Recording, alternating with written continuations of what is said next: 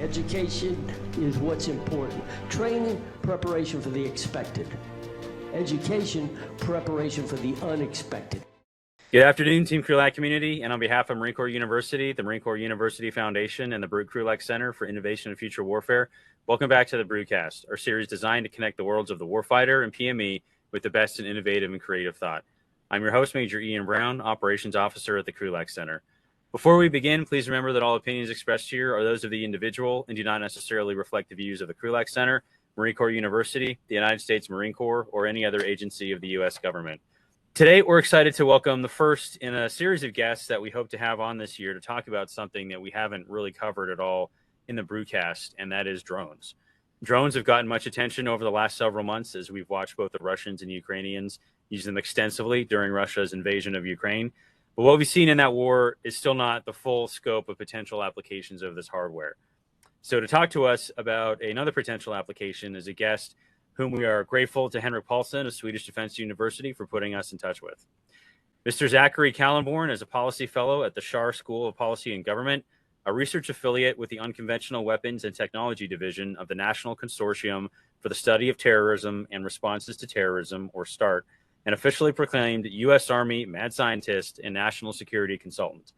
He has published over 50 articles on autonomous weapons, drone swarms, and apocalyptic terrorism in a wide range of peer-reviewed, wonky, and popular outlets, including the Brookings Institution, Foreign Policy, Slate, Terrorism, and Political Violence, and Parameters. Journalists have written about and shared that research in the New York Times, NPR, Forbes, The New Scientist, Wired, and the BBC, among dozens of others in dozens of languages. So, Zach, very grateful for you to take the time and come and share your expertise with us. So welcome to the show, and I'll turn it over to you. Excellent. Thanks for having me, Ian, and thank you all for being here. So, topic of today, of course, is talking about drone swarms and what they mean for amphibious operations. So I want to start off by noting that drone swarms sound like science fiction, but they're here now, and they're being used on the battlefield. So in May of last year, Israel became the first state to officially use a drone swarm in combat. They used dozens of drones as part of their conflict in Gaza to take out a myriad of targets, primarily human infantry targets in the area. Now, it's important to note that in this case, these systems were not killer robots. That is, there were humans that were approving and validating each of the actual attacks, but they were, in fact, a drone swarm. That is, drones that are interconnected through communication and fused into be a single integrated weapon system. And we're going to see much more of that, as we'll see. So the argument I'll be making today is multifold. So first, drone swarms are here. This is not science fiction. We need to be worrying and thinking about where this is, where it's headed now. The challenge is that this technology represents quite significant threats across the full scope of national security issues, everything from undersea warfare to potentially even space, and of course, particularly when it comes to amphibious operations, which I'll be trying to emphasize today.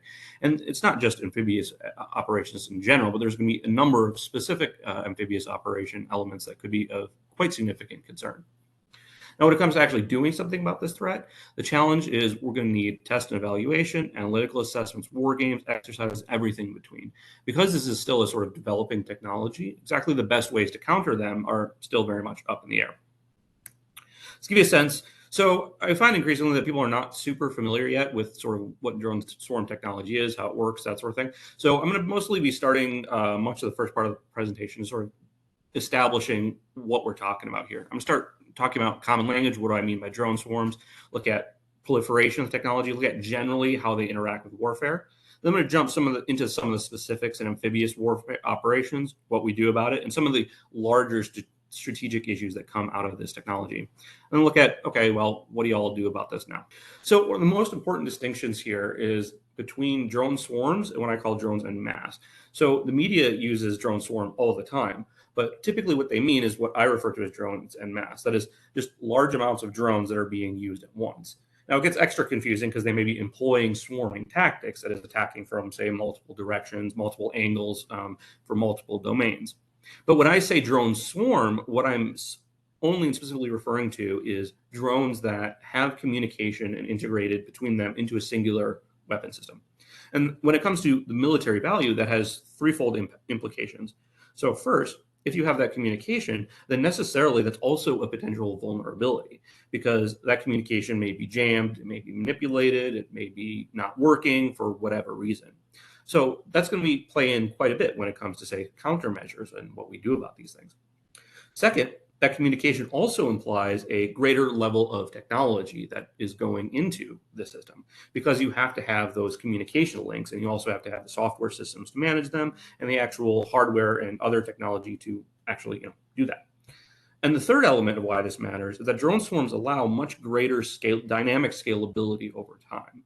One of the things we know is that when it comes to using large amounts of drones, one of the big challenges is just human cognition, right? You got 500 drones. How can I keep track of everything that's going on there? Like, no single human could possibly do that. You need aids from autonomy, you need aids from communication to allow that to go together. And consequently, that also means that it'll potentially be harder to do for states and others to develop. And particularly that's important when it comes to, say, non-state actor use, which is a plausible threat, but it's at least harder to get the actual true drone swarm versus getting a bunch of drones and then just launching them into the air.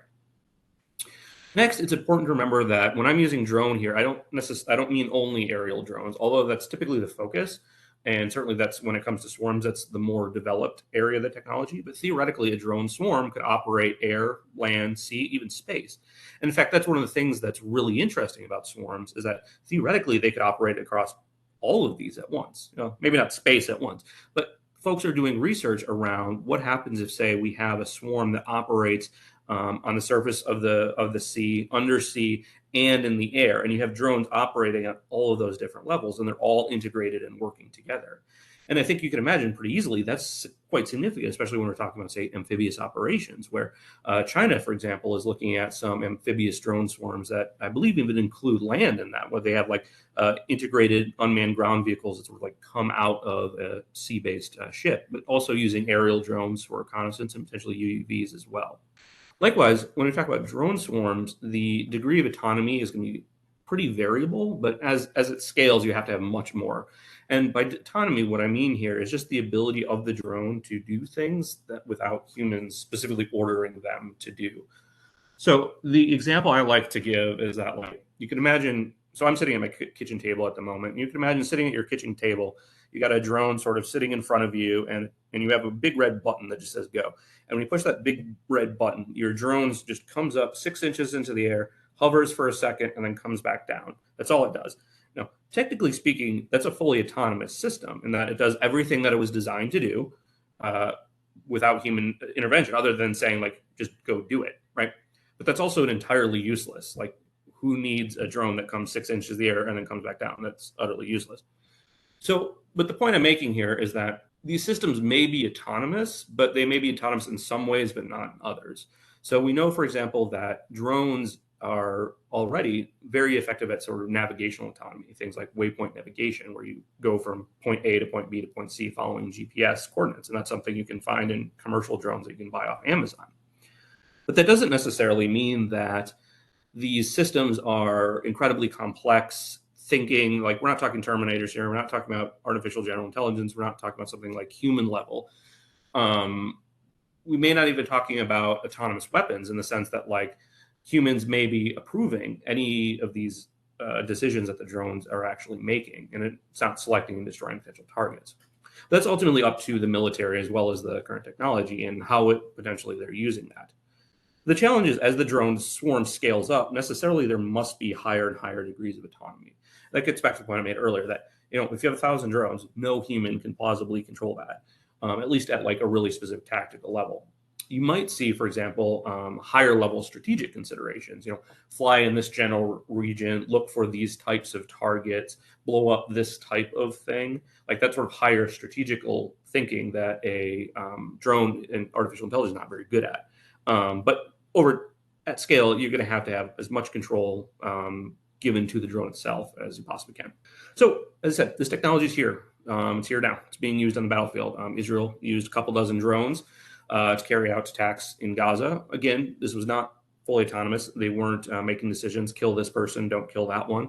That information was relayed back to Israeli forces to make those decisions. It was also used in conjunction with other weapon systems. I think they also had like some missiles and maybe aircraft. I'm not super 100%, but they had other types of systems that was working in concert with them. And the reality is we should expect to see that quite a bit. And we should see quite a few more of these type of events coming out. So in the past couple of years, China, France, Netherlands, UK, South Korea, South Africa, Spain, the United States, and I believe actually I forgot Turkey. All of them have announced, and I forgot India. All of them have announced new swarm projects. Again, they aren't necessarily anything all that sophisticated. India, for example, just signed some contracts related to, I think it's like swarms about 40 aerial drones meant for border surveillance in like relatively flatland type terrain. But the point is, this technology is here, and it's going to spread very fast because look at all of these folks that are doing that. And I'm sure there's others. In fact, one commenter noted, I don't know, I think it was last year, like they just can't. And this is someone who like spends all their time on working on drone issues. Like I can't keep up with all of these new swarm projects. I'm not really following what's actually going on. And that's someone who spends their entire time actually doing these things. And the reality is that it's because this technology is relatively simple, at least at the core level. So one of the United States is more developed swarms, the PERDEX. I think it was 2016. The U.S. launched 103, I believe it was, drones out of 3 F-18s, and all of these 103 drones all coordinated. They worked together, spread across the battlefield, did various like relatively simple missions. But what was particularly noteworthy is that this drone swarm wasn't actually developed by like some multi-billion-dollar Lockheed type program. It was actually built by students working at MIT. Now, those are perhaps some of the smartest engineering students, like literally in the world, but they are students, right? This technology is not that complicated. If a student can create really cutting edge military capability as part of a class project, it's not super complicated. So we can expect that the systems to be quite widespread. But of course, just because it's widespread doesn't mean that all versions of drone swarms won't be widespread. And this kind of gets at what I was mentioning before about the multi-domain operation. Getting a bunch of simple aerial drones to work together is pretty easy. Having a big unmanned surface vehicle that's integrated with a bunch of different types of small drones and a bunch of UUVs and all doing complex behaviors, that starts to be more complicated. So like those higher end capabilities are probably going to be a little bit harder. India, for example, recently shared that they're working on a 3,500 drone swarm. I'm a little bit skeptical that that's going to happen, not because the technology isn't plausible, but just because I'm not really sure it's there yet. But the point being, like those type of really massive scale swarms, I think, are on the horizon, but it's going to at least be a bit harder to create those types of things than it is to say get 5 drones working together to do various things. So when it comes to warfare, I think drone swarms provide general military battle in essentially 3 ways: mass, wide area distribution, and complexity. So when it comes to mass, the big advantage of drone swarms is that you can have like a bunch of cheap things that you can just throw at your target, and you can survive potentially high amounts of attrition. And that, you can imagine that being very, very valuable in a number of circumstances. So there was a study the Naval Postgraduate School did, I think it was back in 2012, looked at what happens if 8 drones attacked at that time, equipped destroyer. And they estimated that typically 4 drones would make it through all defenses at that time. It was 2012, so that may have changed a little bit. But there we're talking only about 8 drones. When we start talking about like that 3,500 drone swarm that India was talking about, that's going to overwhelm any sort of defenses whatsoever. Now, we'll talk a little bit about what those countermeasures might look like, and there are potential ways to do it. But that idea that you just can potentially have all of these things that you can sort of throw at and keep going is particularly advantageous. Of course, the flip side of that is then production and sustainability comes to the fore, especially over a protracted conflict. It's like, sure, I might be able to throw that 3,500 drone swarm against a really valuable target, and I lose half of them and I still succeed. But then that other half is not something I can use for the next engagement, or the next one after that, the next one after that. So in like some of these really long time conflicts, sustaining might be a little bit of a challenge there. But nonetheless, that sort of value in mass of throw a bunch of cheap things at really expensive stuff until they get destroyed is definitely real value. You also have great value in wide area distribution. That is, because you have that communication, you can potentially have your drones spread out over a broad area to say, look for different types of targets. And that can be really valuable if you're trying to hit like small mobile targets that might be really dispersed. So you may say have a couple drones that are essentially serving as like scouts for the broader swarm to come and say, all right, I found enemy tank over here. I found enemy, units over here, and then communicate that back to the rest of the swarm. Say, all right, let's go over and check this out and either engage as appropriate or monitor whatever is most appropriate for that context. And there are like some examples where that could actually be very significant. So a lot of folks are concerned about or talking about ocean transparency. That is, what do drone swarms mean for anti-submarine warfare? That is, if you have that wide area distribution, well, theoretically, why not do that with a bunch of unmanned undersea vehicles to try and go search for submarines, which could be a pretty big challenge if we're, say, for the threatening for like nuclear submarines and broader second strike deterrence, that type of thing.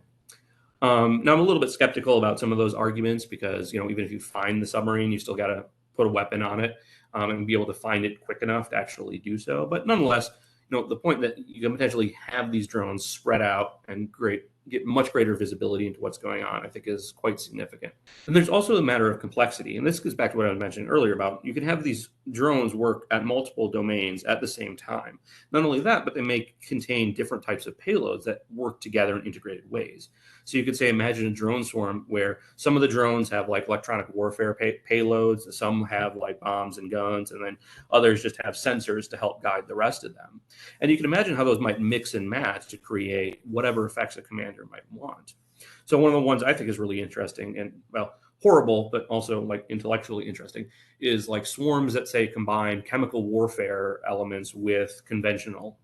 So some of the drones come in and they spray a bunch of chemicals to try and force people into like their hazmat gear that slows them down, makes it harder to move.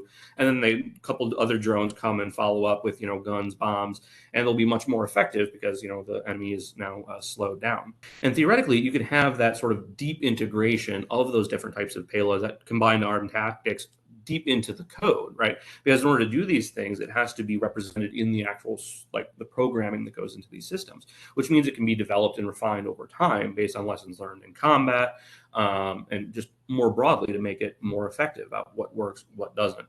One of the consequences of all of this is that the potential missions where drone swarms can be applied are extremely broad.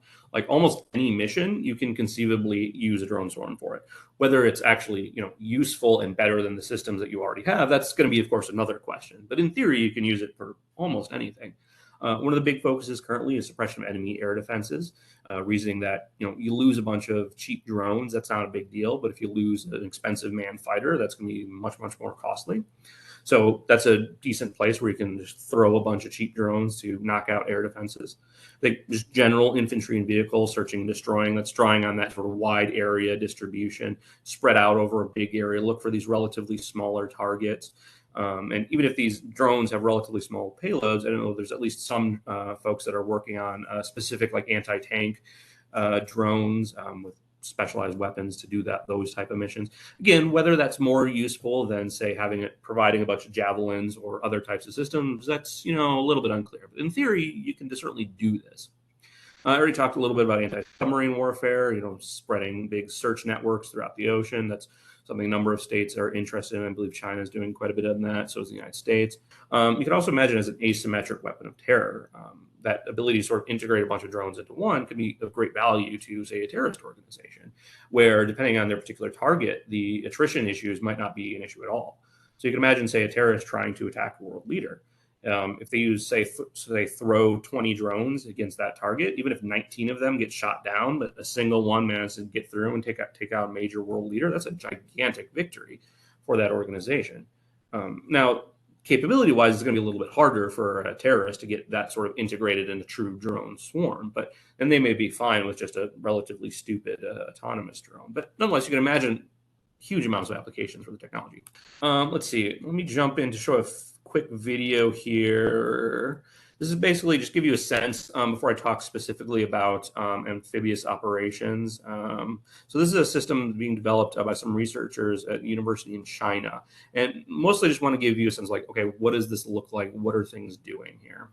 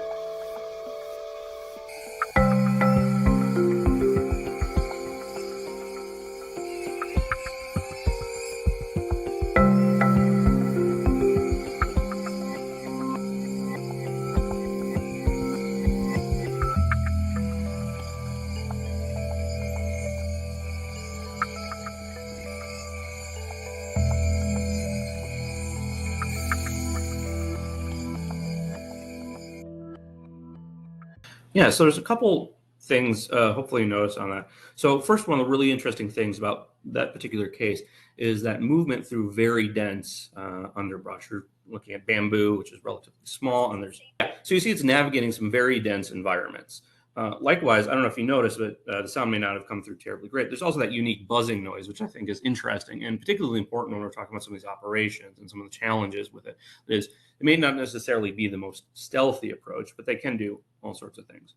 Now, when you talk about amphibious operations specifically, there's potential for these types of systems to provide all sorts of very effective aid. So you can imagine, say, a bunch of Marines sort of just landed on the beach. They're trying to establish like some zone of control, establish some base, and you get a bunch, and they're moving through the forest, and then a bunch of these drones sort of fly through and take them out. Or conversely, say, using those systems to help scout out in advance to look for enemies, potentially figure out what's going on, and then taking them out.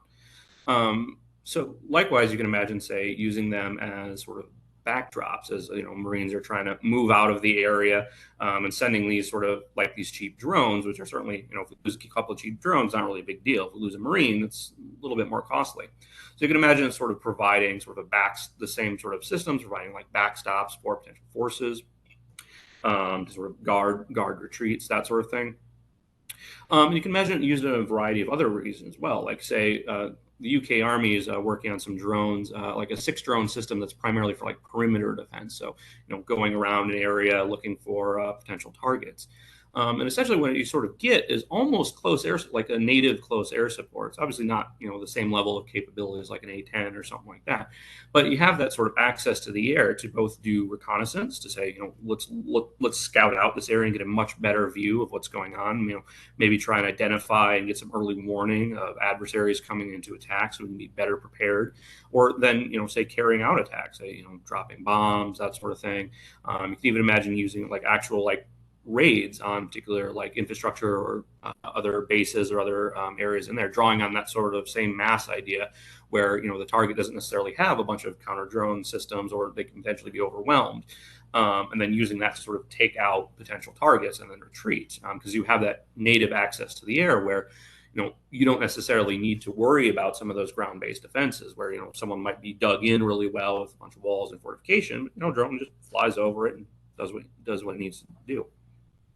At the same time, of course, drone swarms might present pretty significant threats to some of those amphibious forces. Just the same as that access to the air might be useful for Marines. It might also be useful for people trying to stop them, trying to get a better understanding. Say, you can imagine, say, a bunch of autonomous drones that, say, run scout perimeters around like a narrow island or beachhead, to provide advanced early warning to that they're under attack, that type of thing. That could even be incorporate some sort of like facial recognition, artificial intelligence to recognize, like, oh, hey, that's a Marine that's coming up on us. That's not some random person. We should probably be worried about that. Similarly, you could say, imagine sort of ambushing some of those land forces. All those drones are sort of just come out from the between the forests and just out of nowhere, taking out and striking Marines and other folks as they're trying to establish things. Could be a big concern. I think one of the particularly concerning ones is looking at specifically ship-to-shore movement. That is, because you have these drones that can operate across sea, air, all that sort of thing. When you're moving from the ship to shore, that's potentially very vulnerable times. You're not necessarily in your big ship that can provide a lot more protection. So you can imagine, say, using aerial drones that are specifically designed to take out landing craft, or say have unmanned surface vehicles, like say like even like a converted jet ski that's like used for kamikaze attacks. That say just driving around looking for and carrying out some of the targets. You can imagine that being quite significant in, say, a Taiwan crisis. And one of the things that we saw in some recent war games from CSIS is that drone swarms would actually be quite decisive there, partially for like running out of adversary magazines. But you can certainly imagine that being a big concern there in terms of targeting and trying to defeat some of that natural sort of ship-to-shore movement as China tries to actually establish some territorial control over Taiwan. Let's see. Now, when it comes to what to do about these systems, the theory is, I think, fairly well established and relatively straightforward. You want low-cost, rapid-fire area effect weapons. Like, you want to be able to hit a bunch of drones at once as quickly as you can and be able to do so cheaply.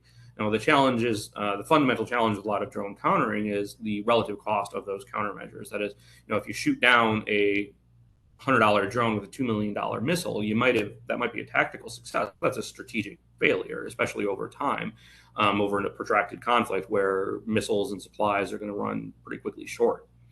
So, but the challenge is actually, how do you do that? I think, and there really hasn't been all that much analysis. There's like a couple things that War in the Rocks has published. I published a thing in Parameters that hits on this issue, but isn't specific to counter swarms. There's been a couple of things in like more technical research, but there really hasn't been all that much.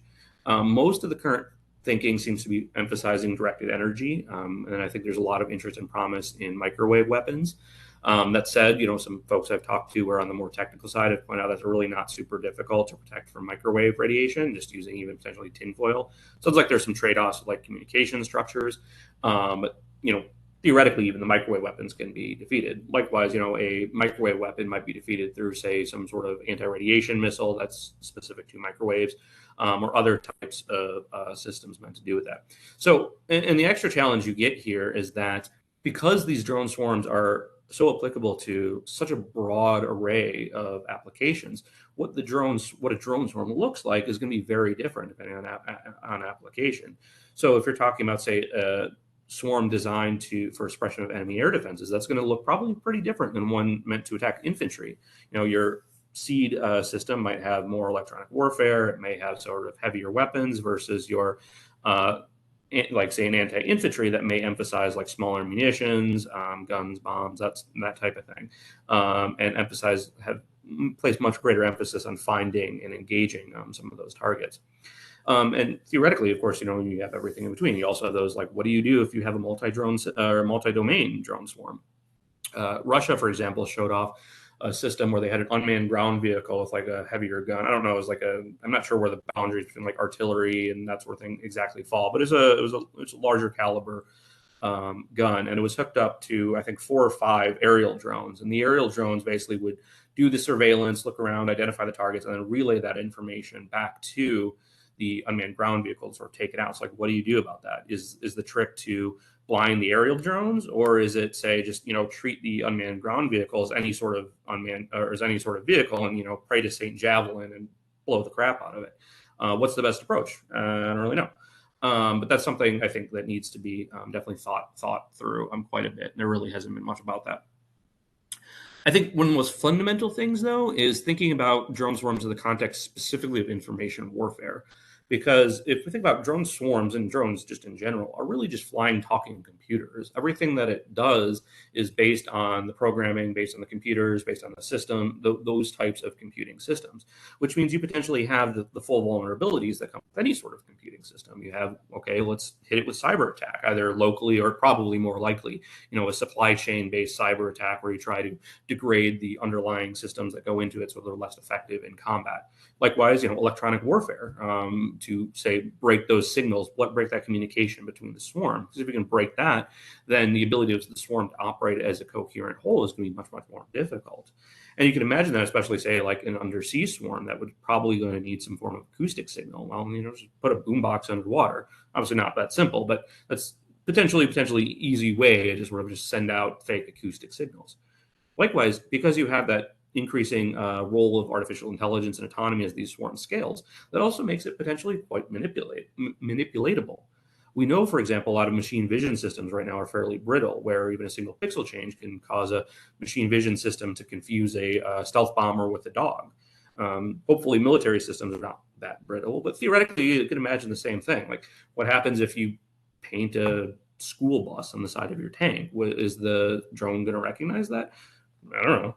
But that's something, potential way that may be manipulated. Or say, if we understand how the swarm, say, interacts and communicates, there may be ways to manipulate that as well. So one of the ways folks get really excited about in drone swarm communication is around what's called stigmergy, which is basically the way that ants communicate, as well as some other insects, where like when an ant finds a little bit of food, they leave some little chemicals there, so a really specific chemical. And then so that way ants that come after it, they see that chemical and then they look and see, all right, is there food here? Is there something good here? And if so, they leave their own little bit of chemical. And sort of over time, it's sort of all of your ants, all come and they all eat all the food.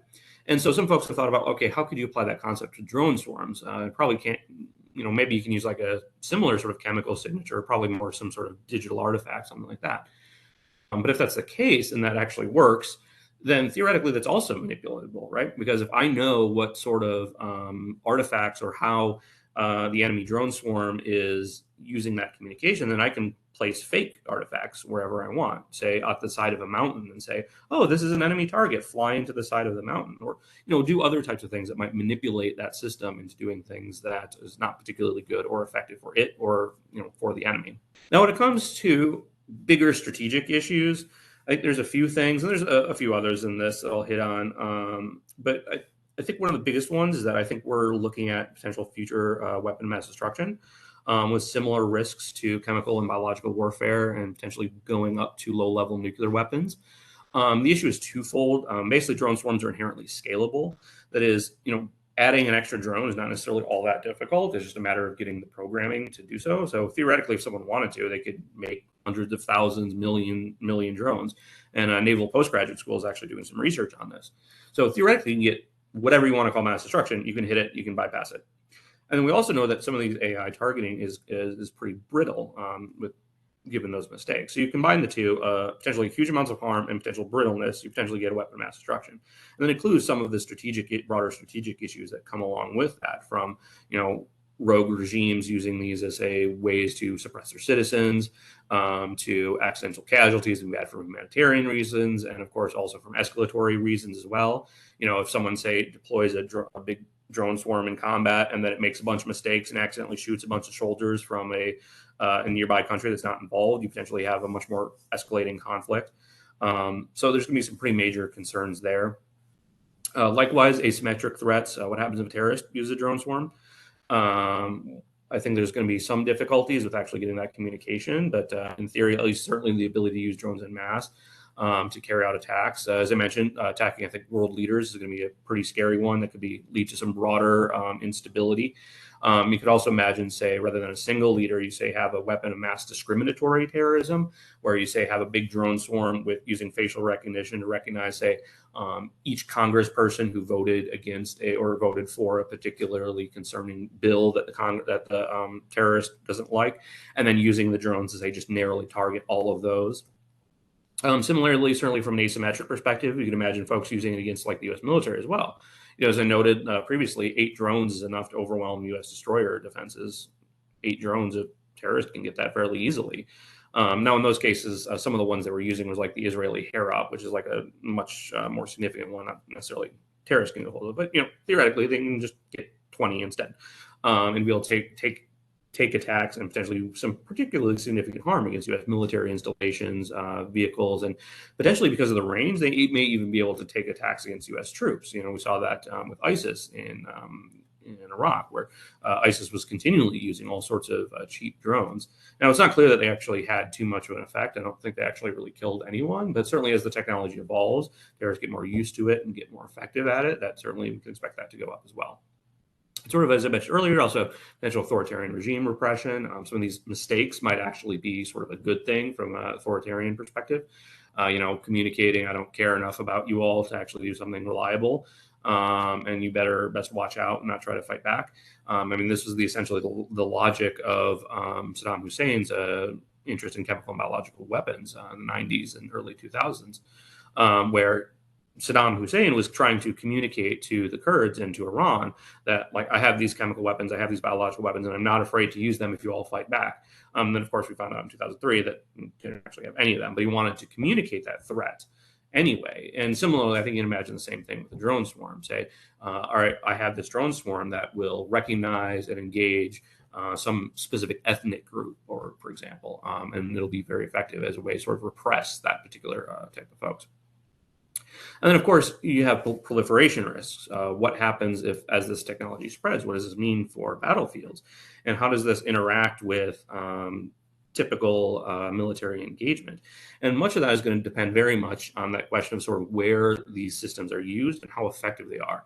And that's going to potentially change both over time and over space and be very context dependent. So if we found out that, say, drone swarms are really, really effective at finding submarines, then it's going to be a major concern if we see a bunch of anti-submarine swarms proliferate, and that could be quite concerning for states like the United States that are a little bit dependent on some of our undersea capabilities for a lot of our security.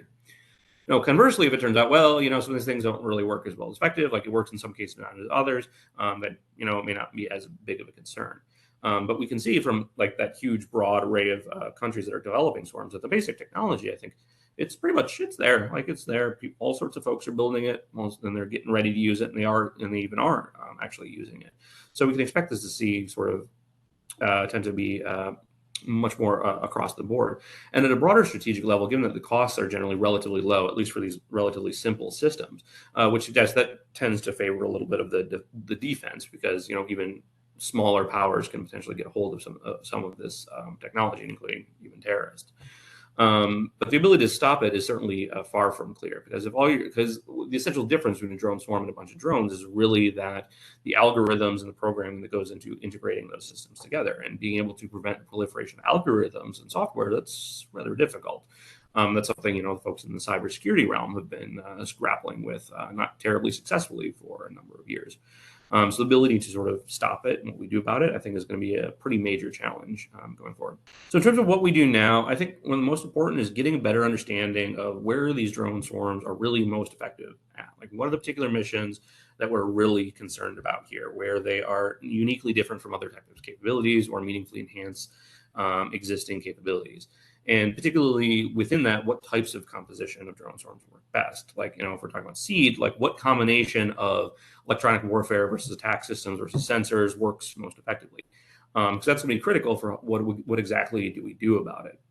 And naturally, that's going to require test evaluation, modeling, simulation, exercise, war games, the whole thing. Thinking about like what are different types of combinations, what are these things, how do these work together, and thinking it through as well as like in the context of some of these counter drone systems. Like what are the things that are most effective? Is it most effective to blow up that unmanned ground vehicle, or I don't really know. Similarly, one of the big challenges for drone swarms generally is going to be how do you actually get those to the battlefield? Okay, I built 10,000 drones. Like, I'm not going to carry that. That's not going to make any sense. You're going to have some sort of like mothership that's able to control and distribute many of those drone swarms. So, depending on what that looks like, well, then maybe the logic is just destroy that mothership. And then you potentially wipe out the whole swarm without necessarily having to deal with each of those individuals. But of course, is it necessarily going to be workable if we were, say, a bunch of Marines like that just land in an island base or on an island, and they don't really have a bunch of heavy fire support to deal with those larger motherships, but they have to now deal with a bunch of swarms that say just show up. And of course, then you need to consider like the specific technical parameters and how do they work in those particular operations. So what do swarms look like in amphibious operations specifically?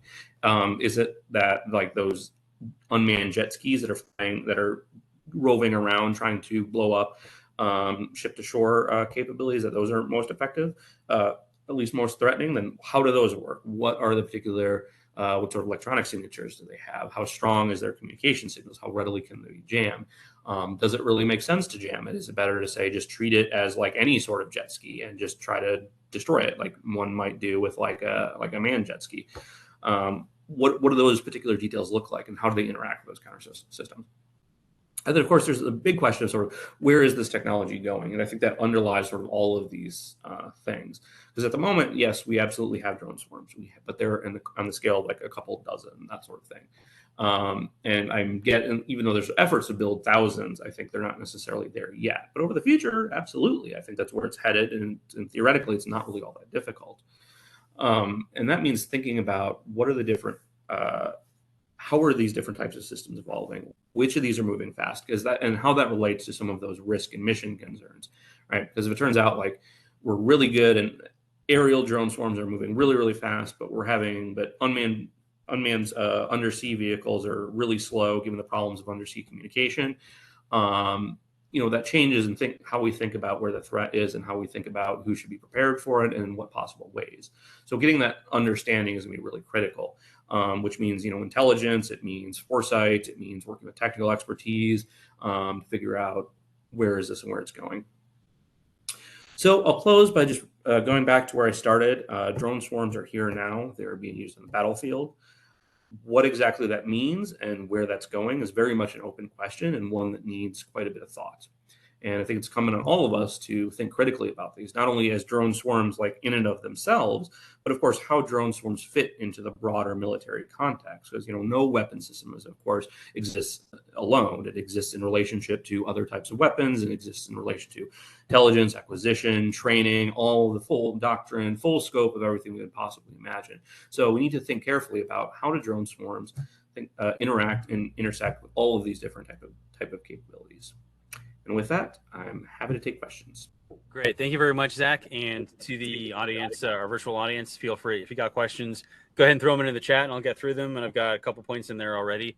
But before I get to those, a couple things that I was jotting down here and to pitch to you before we get to the honest questions. And kind of the first big one, and this comes up a lot in talking about any sort of non-human system that has the potential to go do things on its own. It's the authorities that go with it. Not so much the technology, but the permission for it to do the things that its technical capacity can do.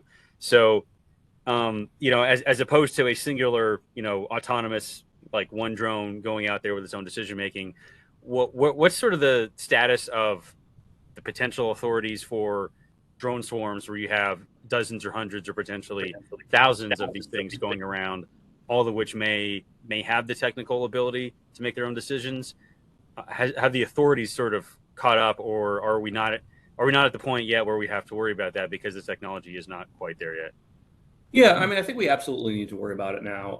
In terms of specific authorities, hard to judge. I'll note that, so when it comes to artificial intelligence, the challenge that we have is that it's really, really good at like really narrow tasks. Like if we talk about, say, like Go or chess, where artificial intelligence be able to beat the best human masters. That's really wonderful, but like chess is a very narrow game. Like you can see every single piece, every single thing has specific rules, and so artificial intelligence works really well at that type of thing. But if you change the rules, it stops working.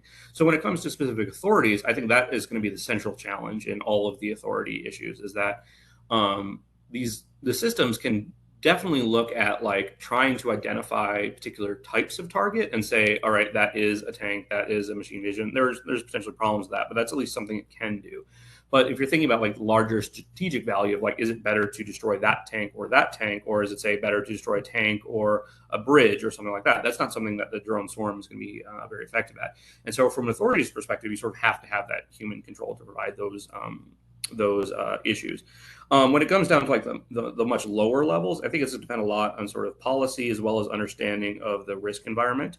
Because the challenge we get as well is with some of these machine vision systems, they're often very brittle where you make mistakes very easily. So depending on the context of where and when this system is being used, it may not be responsible or appropriate at all to allow that autonomous control. And I know like within current U.S. policy under Department of Defense 2009, requirements for autonomous control is like what is reasonable, I believe, or like what's appropriate.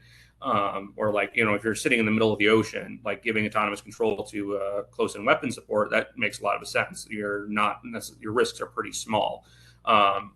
Whereas, say, if you're working in a heavily urban environment, having very close control from a human perspective, I think is going to be critical because, there's such a complex, right? That kind of answer your question a little bit?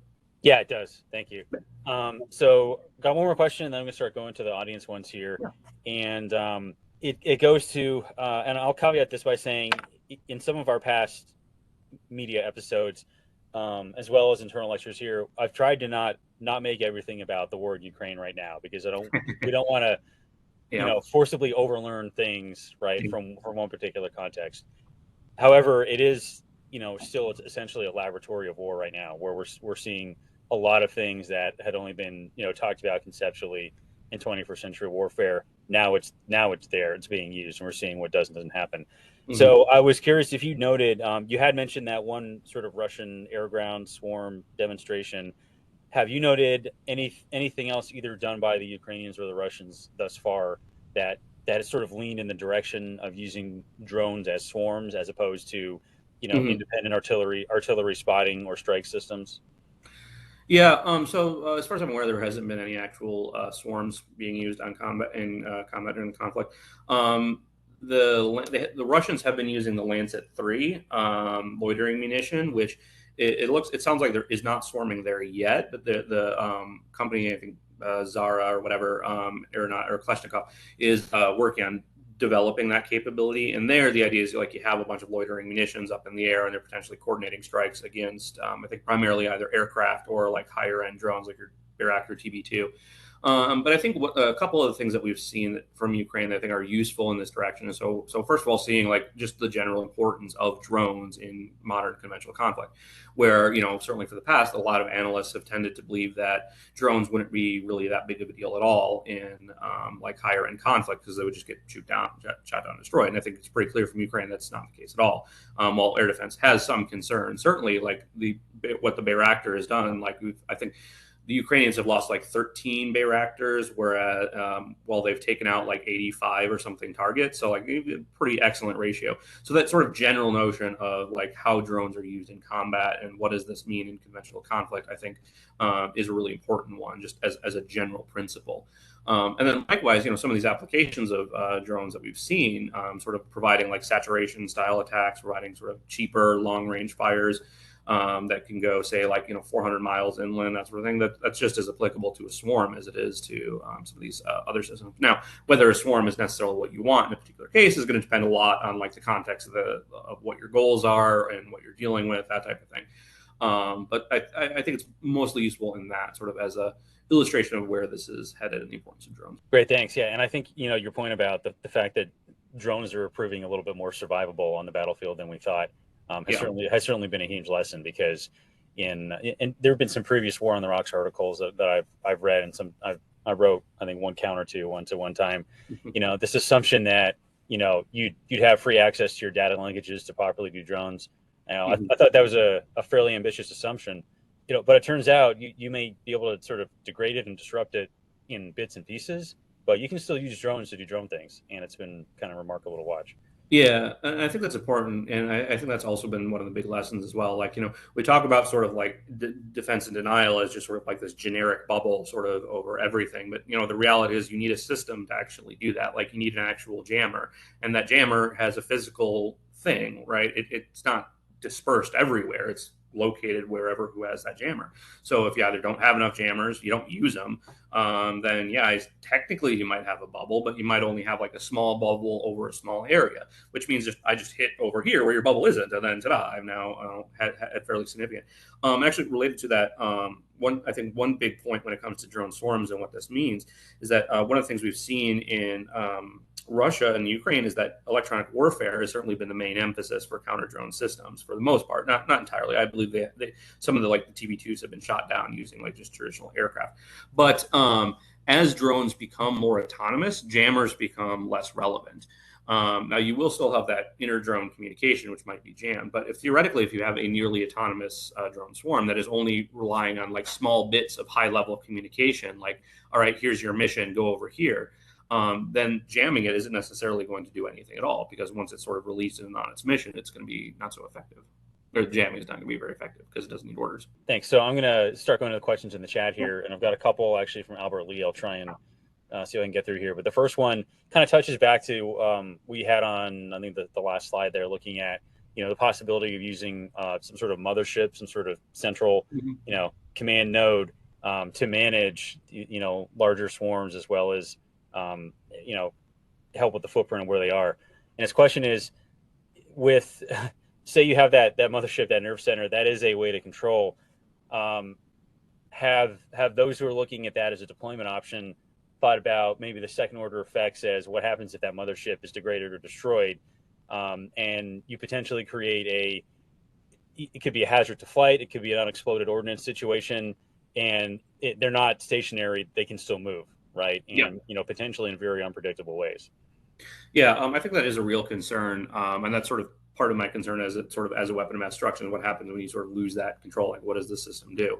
And I'd even go a bit farther. Like, one of the challenges you also run into is that when you have that communication, you also have distributed error. That is, like, if one drone makes a mistake and then it communicates it to all the other drones, you potentially have the whole thing now making a gigantic mistake because of what happens with one. In terms of what actually happens with that, I know that there is some work that's being done on that, basically like what happens when you have that communication.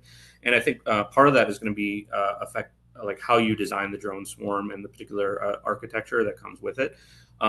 So, for example, one of the things I think is interesting because you have that complexity with the swarm, theoretically, you can also have drones within that whose dedicated role is, say, providing communication functions, right? Like, okay, we're going to provide a way to detect that we're getting jammed and we're losing this communication. So we'll issue an order to say, move, I don't know, a mile back or something, or whatever is most appropriate there. Or say, provide additional power to sort of overcome that jamming and being able to keep going. But I would say absolutely, I think that is a very real concern. And I think how you deal with it is also going to be a little bit context dependent as well. And thinking through like what are the risks of that mistake, that is sort of going back, like an error on a ship in the middle of the ocean with absolutely nothing around is very different than an error and a loss of connection in like an urban area where there's all sorts of civilians and other things flying around. That could be a concern. So thinking through that sort of context of where it's being used, what are the risks, what are the concerns, I think will be really important there. Great, thanks. All right, next question, we're going to go down to Tiago Lanka, and it's looking at sort of combining the terrorist attack things with, sort of benign use of drones, and asking what do you see, or what are some of the potential threats and challenges, encounters being identified for the takeover of, sort of the ad hoc takeover of drone swarms that are used for benign purposes and turning them into something malicious. And the example is, and I think we've all seen this, right? Like a drone light show. It's got thousands of drones that make really cool, starships and fireworks and stuff in the sky. How well protected are those from malicious attacks and potential takeovers? Yeah, so actually, I wrote an article around multi-drone terrorism for terrorism and political violence that actually gets into all of this quite a bit, and like how could terrorists potentially take over and get access to these things. My sense is that like from like a terrorist light show, like trying to take over a light show, it strikes me as plausible. My guess is probably their cybersecurity is not all that really robust. The challenge I see there from like a terrorist perspective is that it's functionally an ad hoc attack, which means that like they need to know when is this drone light show going to be going, right? And they need to be able to make sure that they can figure out and carry out the cyber attack prior to that light show potentially like going off, right? Because as soon as it's done, well, ta-da, like you miss your window of opportunity. And the other challenge there you get is that many of those light shows, they obviously don't carry explosives. So to what extent can I create harm from that is going to be at least somewhat limited. Now, certainly you could try to get those drones to drive, like go in and like fly and hit someone in the head or something like that. But I don't have a good sense. Like, so with those light shows, they're typically pre-programmed using like planned GPS routes, like early on, well before the show has actually started. So probably the terrorists would need to manipulate some of those systems directly.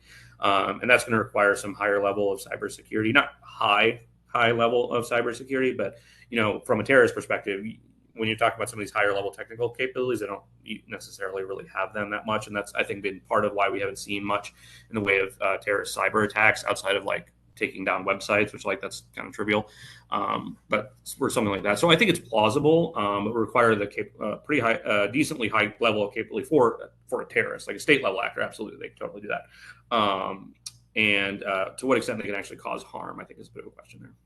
All right, great. Thank you. Okay, so we're coming up on about an hour here, and I don't have any other questions here in the chat. So, I thought I saw one. I think Albert had another one around ethical and safety standards. Okay, yeah, I scrolled over that. So, yeah, asking about going back to the ethics of autonomous systems and expecting other operators, I guess maybe autonomous operators, to hold themselves to the same ethical or safety standards that a human operator might be.